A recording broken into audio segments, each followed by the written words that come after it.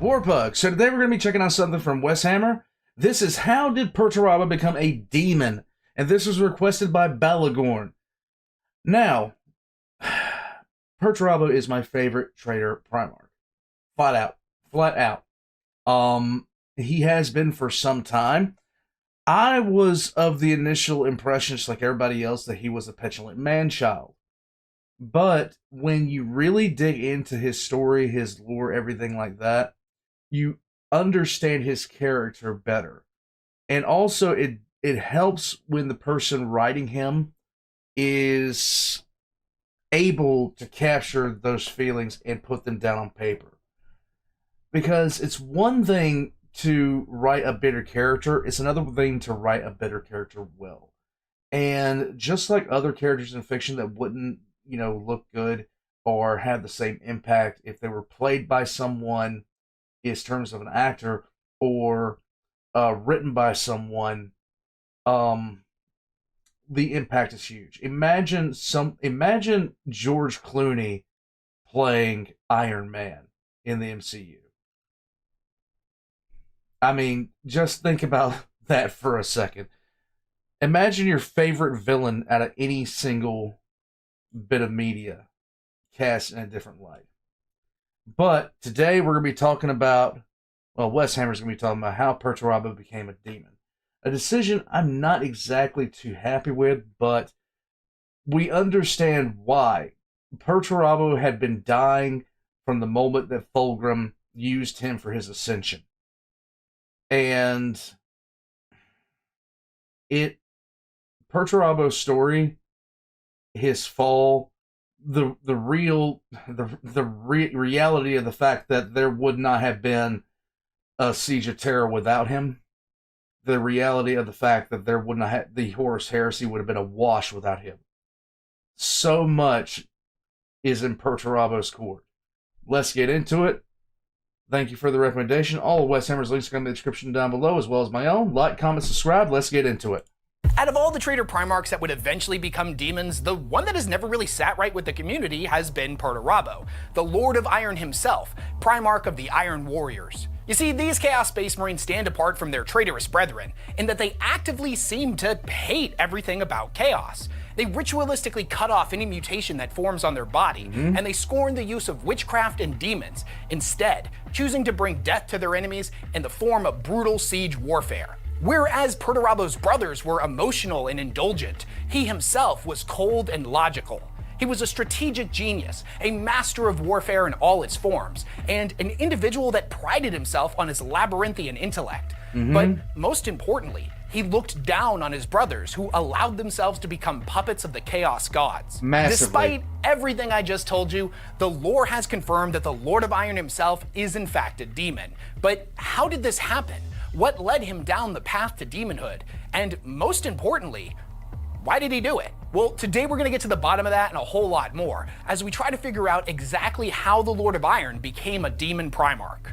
But before we get started, I wanted to take a minute to give a huge thank you to the sponsor of this video, Into the AM. And not only have they been a huge supporter of this channel for over a year now, but more importantly, they make some of the best graphic t-shirts that you can buy on the internet. They're also always coming out with new flashy and vibrant designs, printed on super high quality and incredibly comfortable shirts. These things have been my go-to everyday t-shirts for about a year now, and I can honestly say I couldn't be happier with them. They're hands down the comfiest shirts that I own, and in addition to being high quality and super soft as well as shrink resistant, they also haven't faded no matter how many times I send them through the wash, which as a person who is super into graphic tees, that's really hard to find. With all graphic tees though, I tend to flip them inside out before I wash them and then use cold water. I find the designs last a lot longer doing it that way. The more you know. Shirts are stylish, comfy, and above all else, super reasonably priced, as you can get a bundle of 3 of their graphic tees for only $61.95, or 3 of their basic tees for only $52.95. And then on top of that, you can save an additional 10% off your entire order by using the link in the description of this video. Again, use the link in the description of this video or code WesHammer at checkout to get 10% off your entire order. Description below, guys. Thanks to Into the AM for sponsoring this video. Perturabo's Description below. ascension into a demonic Primarch would come shortly after the traitors were pushed back at the Siege of Terra. Their defeat was followed up by an event known as the Scouring, wherein the Loyalists launched a bloody and vengeful crusade to hunt down every last traitor, dismantle their empire, and push the survivors into exile within the Eye of Terror. The Imperial Fists and the Iron Warriors had always been hated rivals, even before the Horus Heresy fully got underway. You see, the Iron Warriors viewed the Fists as a bunch of pompous glory hounds. They got all the best assignments, wherein the Iron Warriors were sent down into the trenches, deep into the muck and grime to fight the real wars. Their history and great deeds never truly appreciated, whereas the Fists were celebrated as true heroes of the Imperium. This is During true. the Scouring, the Fists would go to work tearing down all of the fortresses the Iron Warriors had established on different worlds throughout the galaxy. Now, this would come to a head on the world of Sebastus IV, where the Lord of Iron himself would end up laying a trap for the Imperial Fist Primarch Rogel Dorn.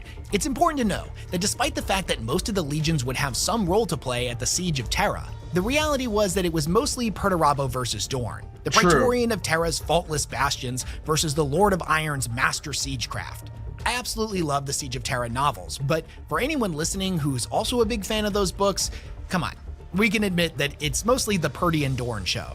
Yeah. Anyways, Perturabo, however, The second that Perturabo got taken off it turned into this massive the war was the fight was already over in terms of the traitors were already going to breach the inner palace. But when Perturabo got taken off of the siege itself and just deuced out, it started getting more chaotic. would have his vengeance, and this would come in the form of one of his most prized creations, the Eternal Fortress. The message that he had laid a trap for the Imperial Fists was intentionally allowed to leak back to the Loyalist forces, and after the message reached Dorn, he publicly declared that he and his sons would dig his traitorous brother out of his hole and drag him back to Terra in an iron cage, hence the origin of the preceding battle's name in Imperial records. Rabute Gilliman, Primarch of the Ultramarines, could immediately tell that something was wrong. He pleaded with his brother to let him and the Sons of Ultramar assist him, that Perturabo was far too clever to let his plans be intentionally known like that. Dorn was never one to underestimate an enemy, though his hatred for what his brother had orchestrated on Terra had certainly clouded his judgment. Yep. Him and his sons were more than capable of bringing Perturabo to justice, and moreover, they perhaps believed they needed to do it alone in order to atone for some perceived mistake and not having put a stop to the Iron Warriors so many years ago. The Eternal Fortress itself was an incredibly sophisticated piece of engineering, a single keep that sat in the middle of 20 square miles of bunkers, towers, minefields, trenches, razor wire, and tank traps. Perturabo turned this into absolute hell. Designed in such a way that it represented the 8-pointed star that had commonly been associated with the Chaos Legions. And I know what you're thinking, 20 miles of defense around a single fortress definitely makes it sound like it would be quite a task to take it. And that's certainly true. But here's the thing about the Eternal Fortress and Perturabo's deceptive genius. From Perturabo's perspective, fortresses by their very nature are limited in their practicality because they're designed to protect something. This is something that the enemy can take advantage of and limits the options available to the inhabitants of said fortress when forced to respond to the aggressor's actions. With the Eternal Fortress, however, the keep at its center was a purposeless distraction. It existed only as a decoy and served no strategic importance to the Iron Warriors. Instead, deep beneath that 8-pointed star were a series of underground tunnels that connected all of the surface's fortifications. Furthermore, each of its entrances were concealed to obscure its true purpose. The reality of the Eternal Fortress was that it existed solely as 20 square miles of killing ground. It was in those underground tunnels that Perturabo and his sons waited for the Imperial Fist to arrive and open up with an orbital bombardment. Sure enough, the Sons of Dorn would take the bait, and as soon as they did, the Iron Warriors brought online dozens of remote weapon silos that were located far away from the fortress itself. The Imperial Fists would respond by launching a wave of Thunderhawks, each one full of Marines to attack the silos, while the rest of the Legion would initiate a combat drop led by Rogel Dorn himself. The Eternal Fortress was not a singular trap, it was traps within traps within traps, and so too did the silos play an important role in the labyrinthian plots and calculations of the Lord of Iron. As the Thunderhawks engaged them, the huge amount of missiles that had been stockpiled within the silos were remotely detonated. Not only did this obliterate all of the Thunderhawks that were within range, but it hurled thousands of tons of debris into the planet's atmosphere. subsequently blocking all communication between the ground troops and the Imperial Fist's fleet in orbit. The percussion of explosions served as the Iron Warriors' rallying cry. Their soldiers crawled out of their underground tunnels, and the previously obscured Iron Warriors' fleet surged forward to engage the Loyalists. For the most part, both of the fleets were equally matched in terms of size and firepower. The Fist, however, had one major disadvantage. They had deployed all of their Thunderhawks to the surface, as well as most of their Marines. The Iron Warriors' fleet, on the other hand, was bristling with assault boats, full of traitors eager to spill blood. It only took a couple of hours, but eventually, the Loyalist fleet was pushed dangerously out of position. Well, the only targets being engaged on the planet's surface were done so at coordinates that were all by the Lord of Iron's design.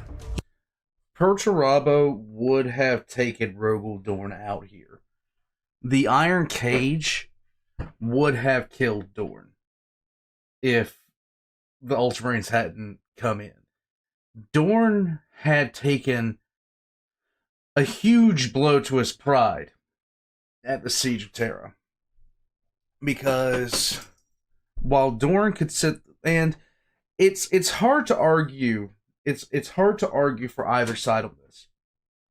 Did Dorn hold off what was put against him for a very long time? Yes.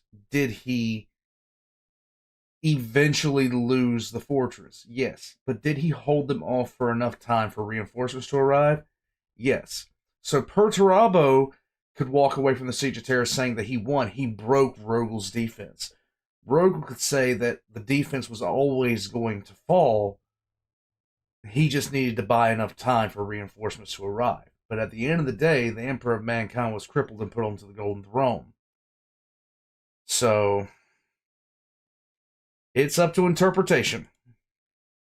He watched from the balcony of one of his spires, seeing each unit systematically destroyed by his exact calculations. Realizing that they weren't going to be receiving much support from their ships in orbit, the Imperial Fist would proceed with the assault in parade ground formation on a 4-company front. The traitors' first line of defense was the minefields, which did their work to soften up the first few waves. Then when the Imperial Fist eventually managed to move past them, they found their way halted once again by a line of fortifications.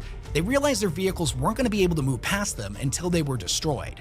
The Iron Warriors, however, were there waiting for them in a vast series of trenches. They opened up with volleys of bolter fire and heavy weapon systems to keep the invaders pinned in place, while even more Iron Warriors emerged from underground bunkers behind the enemy, charging in with crack grenades and melta charges to destroy the stalled vehicles. The Loyalists found themselves attacked on all sides, pinned between the tank traps. They turned back to face the newcomers, and eventually were able to rally, breaking away from them and moving forward into the Iron Warriors' trenches.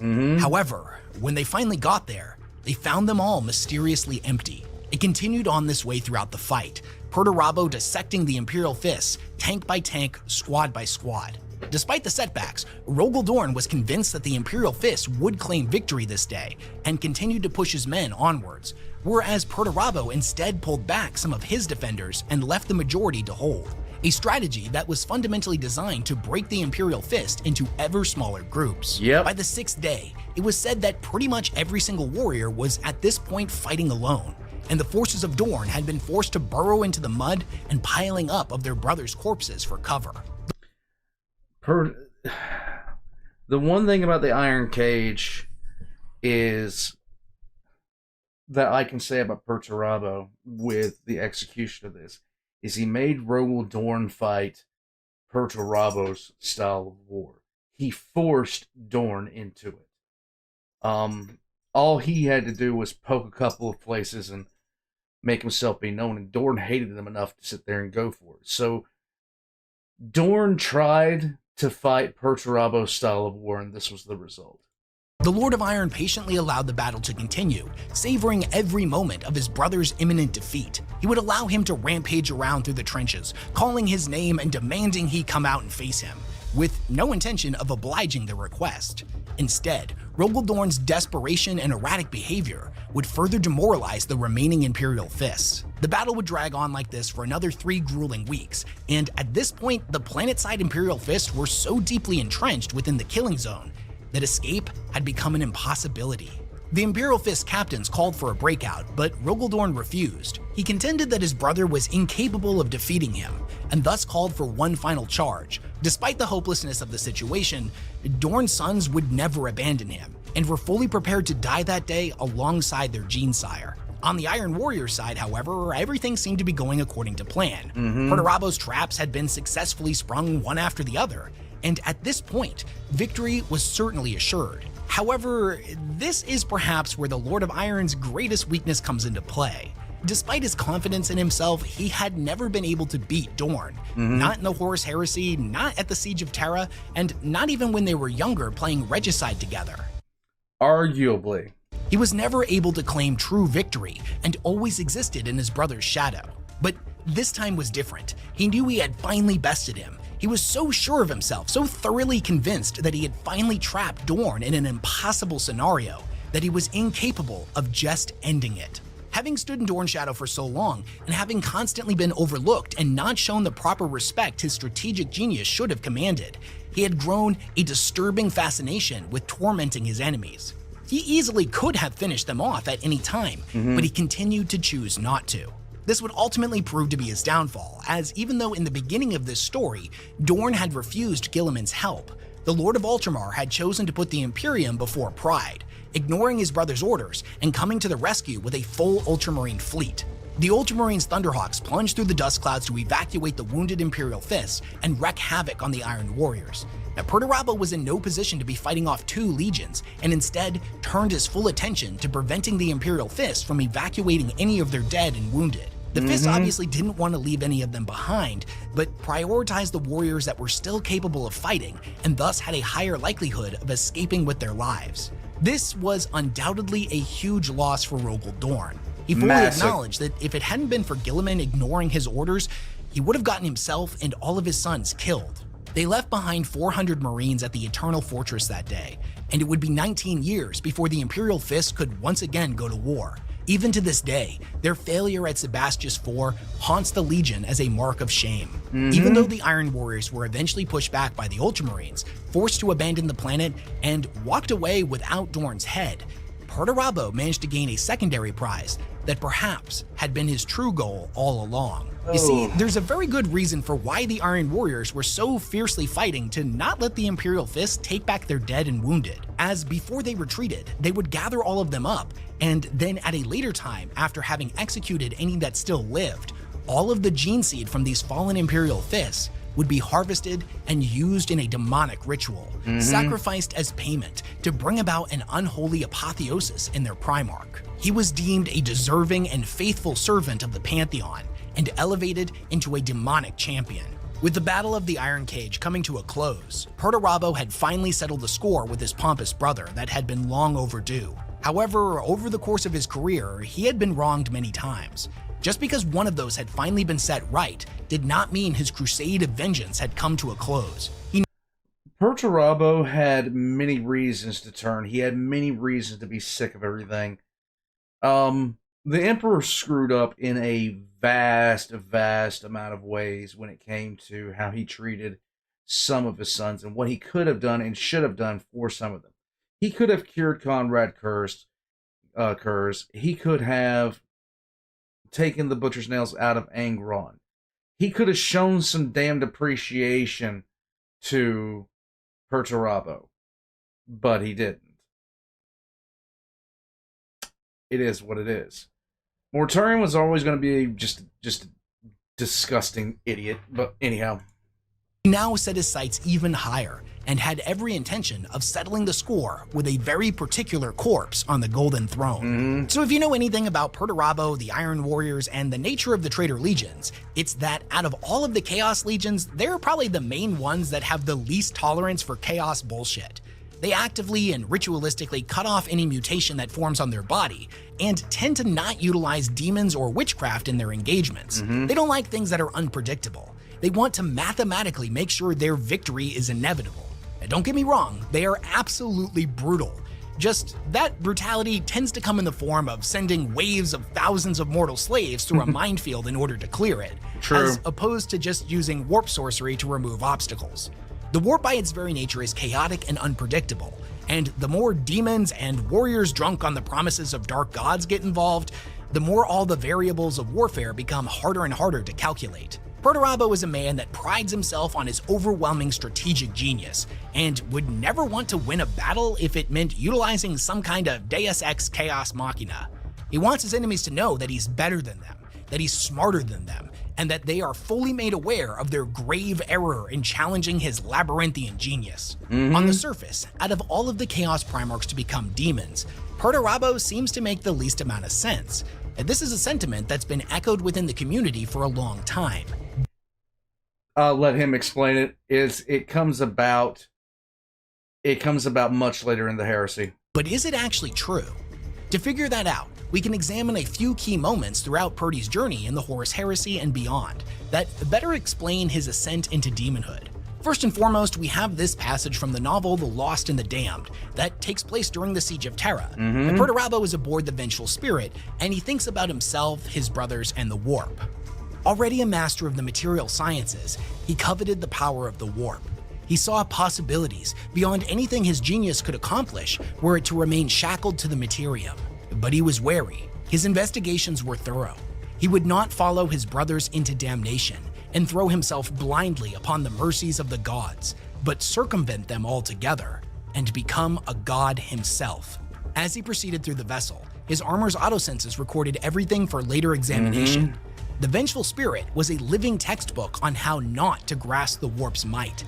In every way, it had changed for the worse. The taint of mutation lay on all things, and Perturabo deeply disapproved. The warp was chaos. If approached carelessly, it was uncontrollable. He prized order. He would impose order upon chaos, where his brothers had not. In securing his own Apotheosis, Fulgrim had tricked Perturabo, but ultimately, like Angron, he had become a puppet of his passions. Magnus had chosen the esoteric path and fallen from it. Mortarion had been humbled. Lorgar was abandoned by the creatures he had unleashed. These things would not happen to him, for he was Perturabo. He was logical when the others were impulsive, methodical when they were rash, passionless when they were indulgent. He was the Lord of Iron, and he was better than them all. This is the mindset that Perturabo had at the time of the Siege of Terra, and it demonstrates that he saw value in the warp. He is, however, incredibly cautious of it, and realizes that it would take someone of supreme genius in order to bend it to their will, something that his brothers were not capable of. Whether he is ultimately right or wrong here is ultimately unimportant, as this passage simply exists to give us context into why he would choose to ascend to demonhood. There's a lot of variables in how he became a demon that we still don't really understand, and hopefully those will be made a lot clearer in the future when Games Workshop inevitably decides to bring him back to the tabletop game.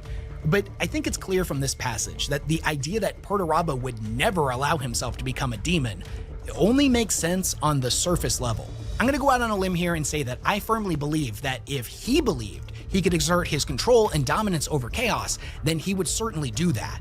More recently, there have been 2 short stories released wherein the Iron Warrior known as Hansu speaks with the now ascended Perturabo, giving us a bit more insight into his mindset in the modern era. I'm going to let you know right now that Games Workshop, in their infinite wisdom, decided to make these 2 short stories exclusive to the re-release of Storm of Iron in its collector's edition, a book that is ridiculously hard to find, and if you do manage to find a copy, it carries an enormous price tag. When I make these videos, I rely almost exclusively on primary sources in order to validate the things that I think I know. However, in this particular scenario, I have to rely on summaries that other people have provided online, as I think these 2 short stories do provide a lot of context to Perturabo and being a demon. First and foremost, we have a quick passage that tells us what he looks like after he became a demon Primarch. Okay, 1 second. I just gotta check the date on this. 10 months ago? Okay, so that passage hadn't been written yet. So it's only in the later stages of the Siege of Terra, after he wrote this, that we find out that Perturabo has been dying since Fulgrim used him for Apotheosis. It's only then that we find that out. Even before his elevation into demonhood, the Primarch had been colossal, but now he was a giant plated in silver and steel, encased in armor that was more a fortified sarcophagus than anything wrought for a living being. edged in yellow and black, scarred from 10,000 wars, and seamed with weld line-like scars. It was known as the Logos, its texture strangely alive, like a skin of metal and flesh combined. He went without helm, his head a nightmare of pallid dead flesh, necrotic and bleached of color, like a corpse dragged from a depthless ocean trench. Thick cords of ribbed cabling pierced his skull, running back across his scalp in hissing cornrows. Eyes that were gimlet black, yet lit from within by the coldest light, stared out from a face that had known only bitter disappointment and had been cursed by inevitable betrayal. His mighty hammer Forgebreaker had been crafted by another, but had changed so profoundly from its original appearance that even had its original maker been alive to see it, he would no longer recognize the craft as his own. I'm gonna throw a quick editor's note in here now that I'm going back through the video and putting it all together, because I've noticed a discrepancy, and it's why I don't like using secondary sources for my videos.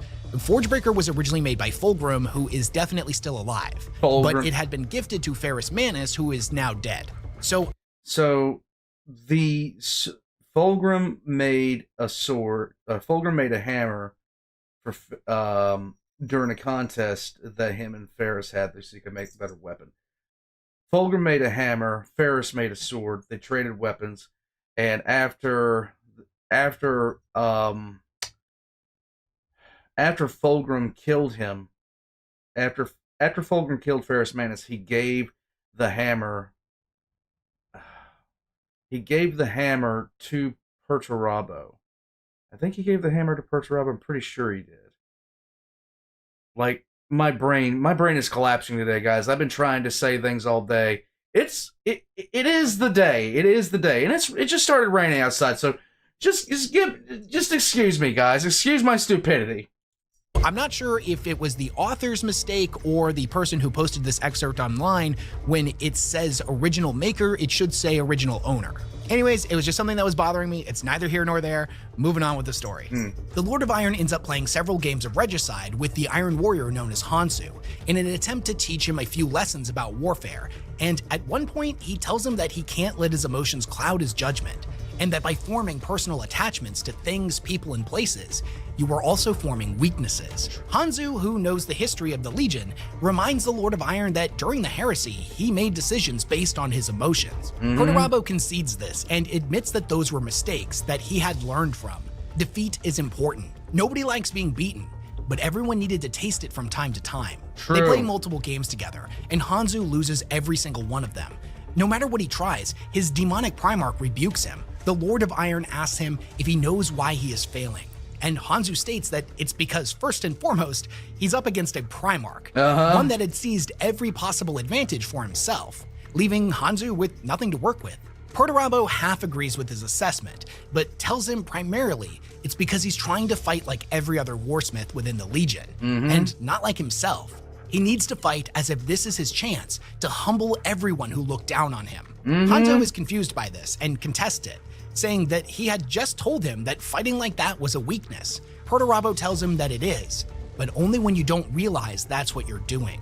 He resets the game and tells him that if he can't beat him this time, then the Lord of Iron was going to kill him.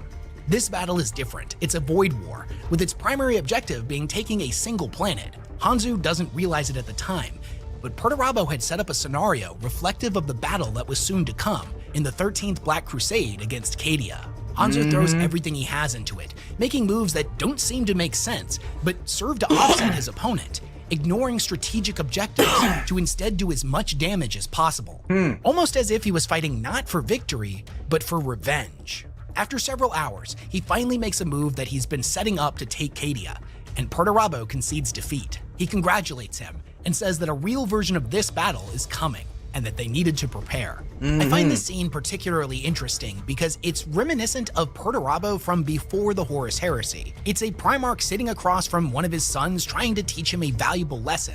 And honestly, it's kinda easy to forget that there's a full-blown demon sitting across from Hansu at the table. Just from this little exchange, it seems like after Perturabo ascended to demonhood, he managed to maintain his sanity. Just by reading this, he may have actually been onto something when he thought about enforcing order on chaos. Considering how good of a job they did with bringing the Lion back, and how Old Man Lion is basically a completely different character than his younger counterpart, he's a lot older and wiser, and he's all about forgiveness and stuff now.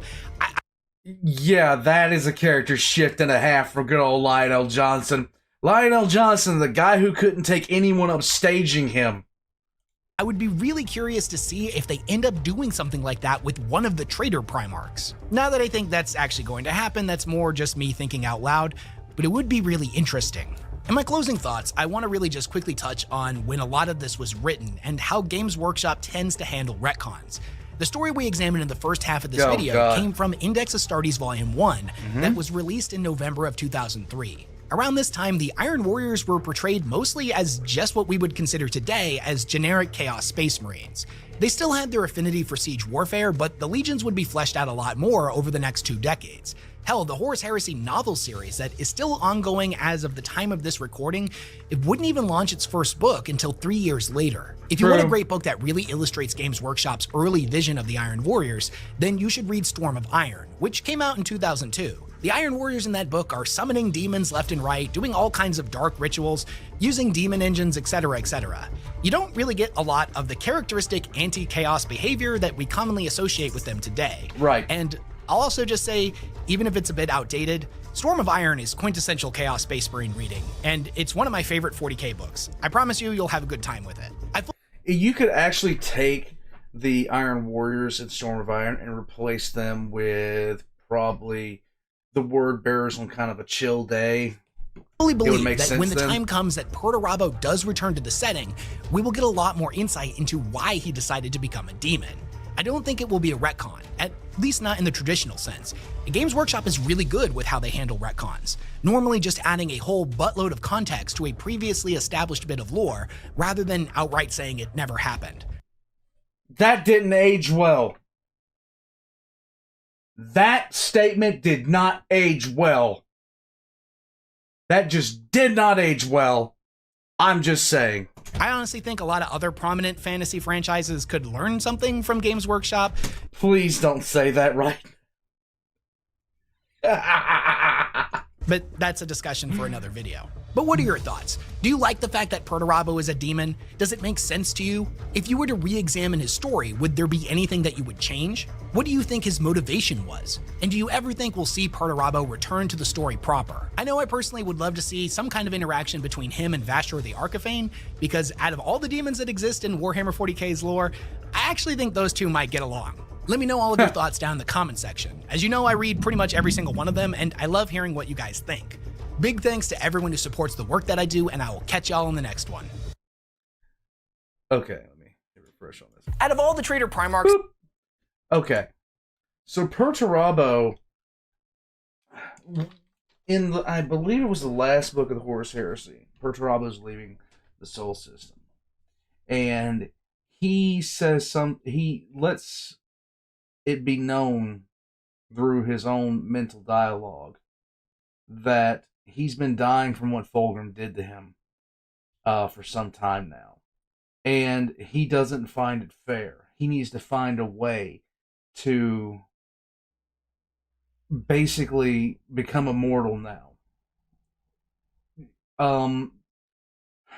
Perturabo is the best Traitor Primarch, flat out. If you ever disagree with this, you're wrong. Was that statement there at the end? Oh man, that did not age well. 1 second. Well, Perturabo has been, from the outset of me catching hold of a few of his novels, and when they really expanded the lore when they launched the Horus Heresy series. Originally, I didn't like him. Originally, I just didn't like him. I thought he was one of the worst Primarchs. I thought that he was the petulant man-child they've written. They had, it was the meme. But then, as I read more and more about Perturabo, I began to like him. Because who wouldn't lose it after dealing with what Perturabo dealt with? Perturabo was not the most joyous, but he was one of the most loyal sons. And that loyalty was something that, for him, was stronger than actually Ferrus Manus's loyalty in terms of it. Stronger than Gilliman's. But neither Gilliman or Ferrus ever had their loyalty abused like Perturabo did. His loyalty had been abused his entire life. It had not changed. It had not shifted. His word was his bond. And iron does not break. It shatters. Warpugs. This was a good educational experience. I do recommend, if you ever get a chance, read Perturabo's Primarch book. It gives you an insight into him. It shows you why he's different than the rest of the Primarchs. It shows you why he's so radically different. But until then, all the WesHammers links are in the description down below, as are my own. Once again, leave a like and a comment. Subscribe if you haven't already. And I will catch you guys next time.